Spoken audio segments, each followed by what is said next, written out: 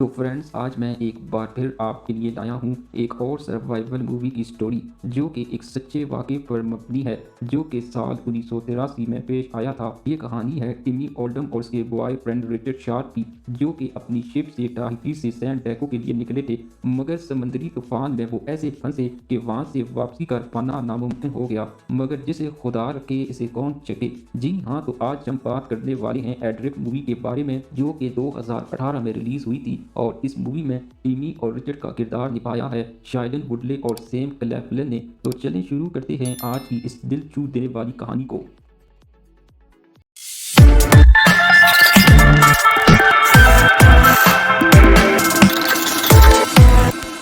तो मूवी के शुरू में हम टिमी नाम की एक लड़की को देखते हैं, जो कि अपनी बोट के निचले वाले हिस्से में बेहोश पड़ी हुई थी और इस बोट के अंदर पानी भरा हुआ था।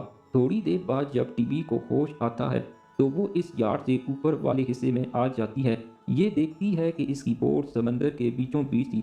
फिर टिमी अपने बॉयफ्रेंड रिचर्ड को आवाज़ें लगाती है, मगर रिचर्ड कोई जवाब नहीं देता। वो इसे आस-पास ढूंढती भी है, लेकिन रिचर्ड कहीं भी इसे नहीं मिलता, जिसकी वजह से टिमी यहाँ बैठकर रोने लगती है। अब कहानी यहाँ से 5 महीने पहले जाती है, जहाँ पर हम देखते हैं टिमी को समंदर में रहना और साथ ही साथ इसे नई जगहों पर घूमना बहुत पसंद है। ये कैलिफोर्निया में रहती है, मगर इस वक्त ये टाहिटी नाम के एक जजीरे पर आई हुई थी, क्योंकि इससे यहाँ पर बोट मरम्मत करने की जॉब मिली थी। इसके बाद एक दिन इसकी रिचर्ड नाम के एक लड़के से मुलाकात हुई, जो कि इसी आइलैंड पर बोट चलाता था। अब टिमी और रिचर्ड की दोस्ती जल्द ही प्यार में बदल जाती है। इसके बाद टिमी रिचर्ड से समंदर के बारे में पूछती है, जिसके जवाब में रिचर्ड कहता है कि हमें समंदर में कई दिनों तक रहना पड़ता है और वहाँ की धूप से हमारा रंग काला पड़ जाता है, और बाद औक़ात तो समुद्री तनाई की वजह से हमें तरह तरह के भरम भी आने लगते हैं, जिनका हकीकत से कोई वास्ता नहीं होता।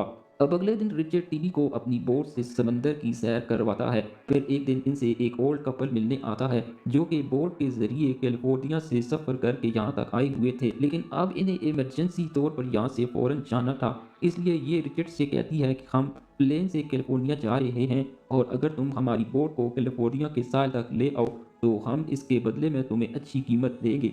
जिस पर रिचर्ड भी मान जाता है, लेकिन साथ में वो वापसी के 2 टिकट की भी डिमांड रखता है, जिसके साथ टिमी भी जाएगी। जिसके बाद अब अगले दिन रिचर्ड और टिमी यहाँ से निकलने की तैयारी पकड़ते हैं। अब सफ़र काफ़ी तवील था, इसलिए ये अपनी बोट में ढेर सारा खाना, पानी और कुछ ज़रूरी सामान भी रख लेते हैं, और अब ये दोनों अपने सफ़र पर निकल पड़ते हैं। अब एक रात जब ये दोनों बोट के अंदर बातें कर रहे होते हैं, तो रिचर्ड टिमी को शादी के लिए प्रपोज कर देता है, जिस पर टिमी भी बहुत खुश हो जाती है, क्योंकि टिमी भी अब रिचर्ड से बेहद प्यार करने लगी थी। अब अगले दिन ये देखते हैं जहाँ मौसम का मिजाज कुछ बदला बदला सा था, और फिर तभी इन्हें रेडियो पर सिग्नल मिलता है कि एक बहुत बड़ा तूफान इनकी तरफ बढ़ रहा है। जिसको सुनने के बाद रिचर्ड एक प्लान बनाता है कि जिस तरफ से तूफान आ रहा है, हमें दूसरी तरफ से चला जाना चाहिए, जिस पर टिमी इससे मना कर देती है, क्योंकि इसे लगता है कि इनकी बोट इस तूफान को पार कर देगी।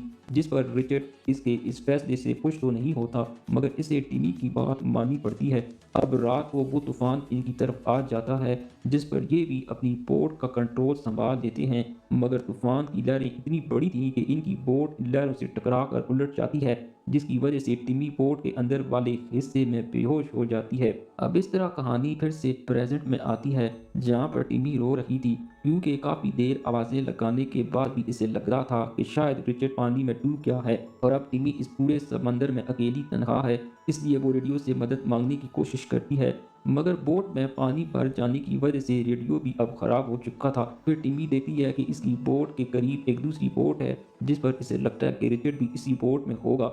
इसीलिए वो अब इस तरफ जाने लगती है। वहाँ पहुँचने पर वो देखती है कि वाकई वहाँ रिचर्ड था। इसलिए टिमी अब रिचर्ड को किसी भी तरह बांध कर अपनी बोट पर ले आती है, मगर रिचर्ड की टांग अब बुरी तरह से टूट चुकी थी। लेकिन रिचर्ड के जिंदा मिल जाने से टिमी को जीने की उम्मीद जाग चुकी थी। अब टिमी सबसे पहले बोट के निचले डेक से पानी निकालती है, और फिर इस हिस्से से जहाँ से पानी आ रहा था वहाँ वो टेप लगा देती है।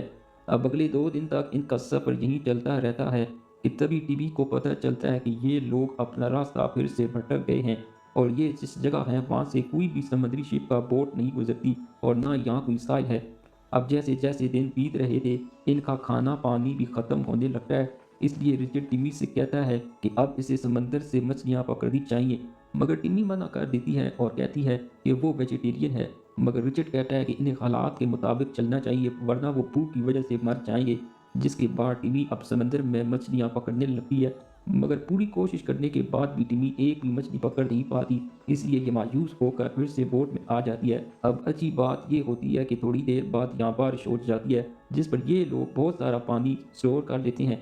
अब इस तरह करते करते इतने समंदर में 29 दिन बीत चुके थे और फिर एक दिन जब ये लोग सो रहे थे कि तभी इनकी बोट के करीब से एक बहुत बड़ा शिप गुजरता है, जिसे देखकर टीवी चलाती है और बाद में फ्लेयर गन भी चलाती है।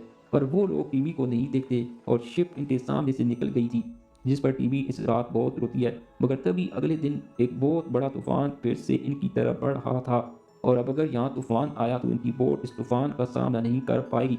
मगर कुदरत को आकर इन पर रहम आ ही गया, क्योंकि यहाँ तेज हवाएं चलकर बंद हो जाती हैं। अगले दिन टिम्मी जब सो रही होती है तो तब रिचर्ड इसे बुलाता है, तो टिम्मी कहती है कि तुम अब यहाँ से जा सकते हो, जिस पर हम देखते हैं कि रिचर्ड बोट में मौजूद ही नहीं होता।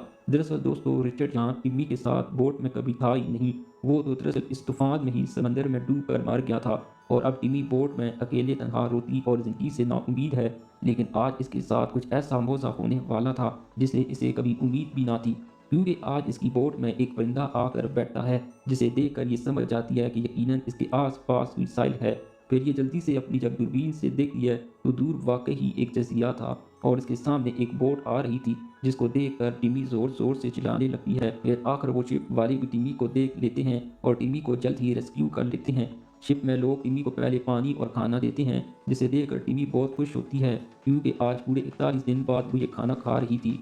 अब कुछ दिनों के बाद हम टिम्मी को देखते हैं, जो अब पूरी तरह से ठीक हो चुकी थी, मगर आज भी वो रिचर्ड को याद करती है, क्योंकि वो रिचर्ड से बहुत प्यार करती थी। फिर टिम्मी समंदर के किनारे खड़ी होती है और ये सच्ची कहानी यहीं पर ख़त्म हो जाती है। उम्मीद है कि दोस्तों ये मूवी आपको पसंद आई होगी।